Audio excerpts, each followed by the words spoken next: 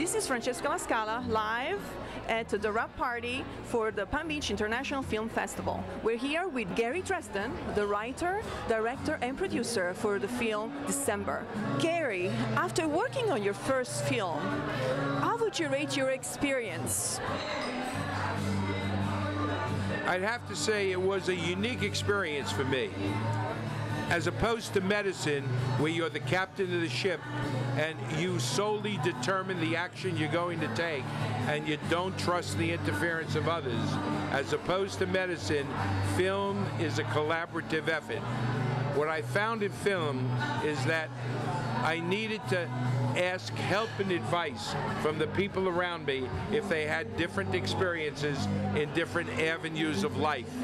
What I found was everybody from the lowliest PA to the highest up director, that everybody had a suggestion that was often good and often contributory, and I learned that I needed to listen. Very good.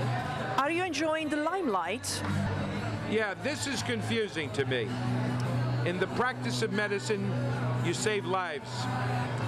But those experiences are unique and individualized, and they're lost in the winds of time. When you make a movie, it's permanent, it's never lost. The accolades you receive in making a movie, whether you're making a film, whether you're playing baseball professionally, are enormous. But really in life, people who work every day and make a contribution, they deserve accolades also. I would agree. Any new projects on the horizon? Yeah, at this point, I'm writing a thriller. I've learned pragmatically that dramas are a little difficult to sell, but horror movies and films are not. I'm writing a very interesting thriller. I'm sure it's going to be exciting, and I'm sure when it's put together, it's going to be a very, very interesting film to watch. I also learned something about myself as a director. Growing up, there was no attention paid to feelings, only production. If you were productive, that's what mattered. When I played football and I broke my nose, my coach got up and said, "Get back into the huddle, you little jerk. Stop whining." We learned to suppress our feelings. In making the movie, what I learned about myself was that when I needed to elicit the quality of hostility, anger, impatience, frustration, insensitivity, I had no difficulty with adjectives. When I needed to elicit the qualities of warmth, sensitivity, vulnerability, desire, insignificance, fear, I didn't have the adjectives. I needed other people to help me describe what I was trying to take from the actor or actress. It was a very interesting experience for me to recognize that there was a large gap in my life, and I've tried to spend some time filling that in. Next, I would like to ask you if you could please share with us a story about Jeff McKay. We understand that he passed on in 2008 and you were a golfing partner with him. Jeff McKay was an interesting man. He always had a foundation, he always had balance. He was a character actor, and he never really had a starring role, which meant that he had to toe the line like everybody else.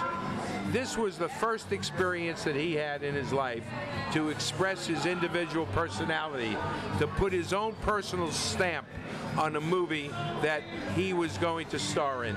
And he did. He had a miraculous performance. Each night that I drove him home, he couldn't go out to dinner, he had to go to bed. He was sick, he had had esophageal varices, and he was close to death. But he wanted to make a movie that would have significance and would have impact. And he overshot whatever expectancies I had. The truth is, as a young director, even though I'm 69 years of age, I had to leave him alone to do his part and express himself as he saw fit.